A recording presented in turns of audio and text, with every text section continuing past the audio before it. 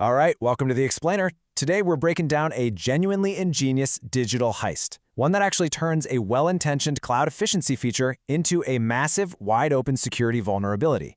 We're going to look at exactly how shared memory features can expose private data completely remotely, meaning an attacker doesn't ever have to set foot inside your server room.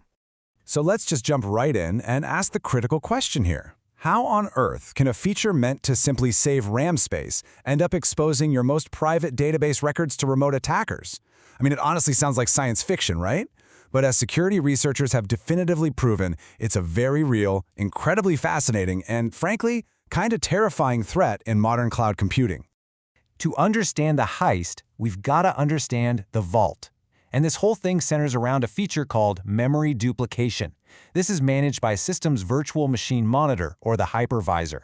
Think of it like a library that decides to keep only one single copy of a popular book on the shelf just to save physical space. They basically force everyone to share that exact same copy. That is, until someone needs to, say, highlight a line or make a note in the margin. Only then does the library scramble to print them a fresh, private copy. Here is our roadmap for today.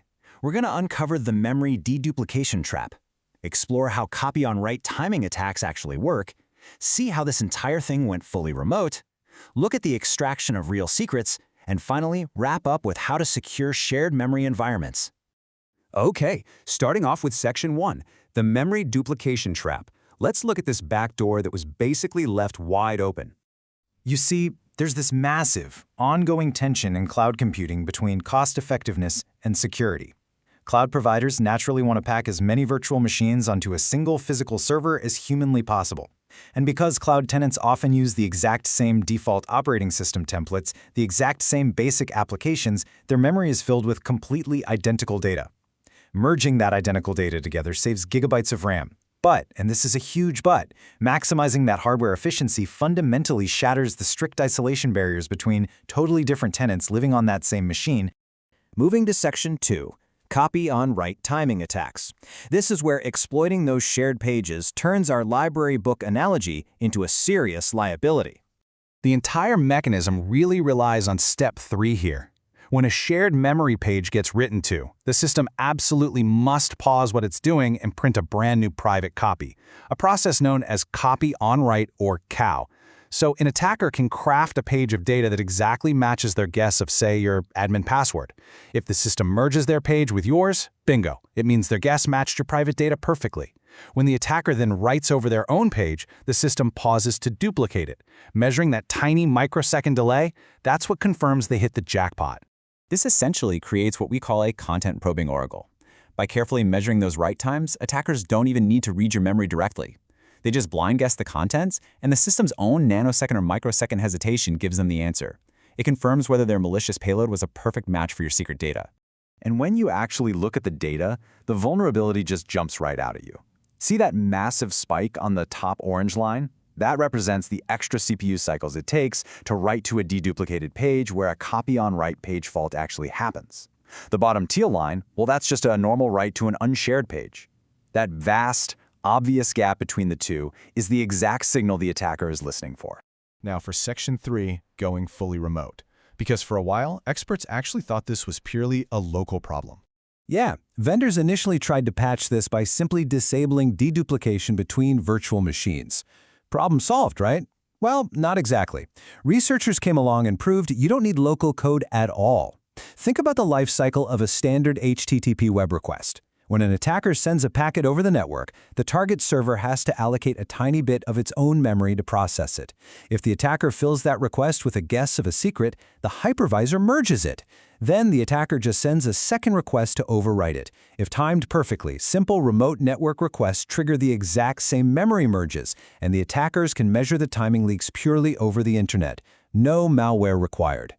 Now, looking at this chart, 34 bytes an hour might sound incredibly slow. But you have to remember the context here. We are talking about leaking data through the sheer noise of the open internet, potentially a dozen network hops away, entirely blind.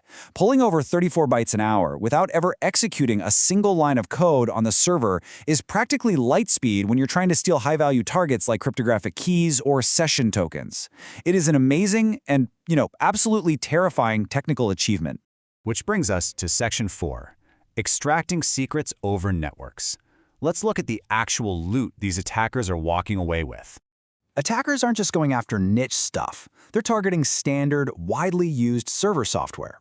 Take memcached. They can pinpoint the exact version of the C standard library running on the server in like 166 seconds. That gives them a perfect map of the software environment. In under 4 minutes, they can completely break KSLR, which is literally Linux's core defense for randomizing memory to prevent hacking. And honestly, the most alarming part? They can leak MariaDB database records byte by agonizing byte. So how exactly do they leak database records they can't even see? Well, it's through a fascinating technique called the reorganization attack. By deliberately manipulating the sizes of adjacent database records that they do control, the attacker forces the database engine to completely reorganize its memory.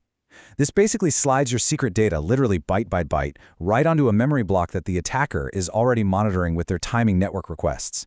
It's an incredibly clever, completely blind data extraction. It's like a remote sliding puzzle from hell.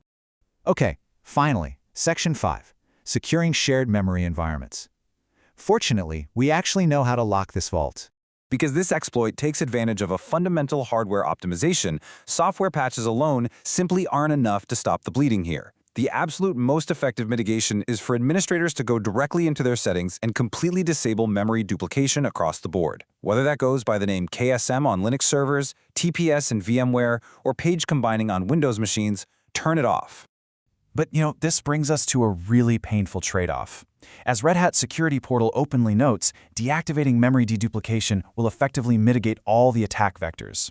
But actually scratch that. It unfortunately eliminates all the highly appreciated cost-saving benefits, too. Vendors completely acknowledge that shutting off this sharing by default is the safest path forward right now, even if it literally means cloud providers just have to buy more physical RAM to keep up. So I'll leave you with this provocative thought to chew on. As these attacks become increasingly sophisticated, capable of extracting your private database records via simple website HTTP requests, we really have to constantly reevaluate our priorities. Is squeezing every last drop of hardware efficiency out of a server truly worth handing the keys over to a digital heist? Thanks for joining me on this explainer, and we'll see you next time.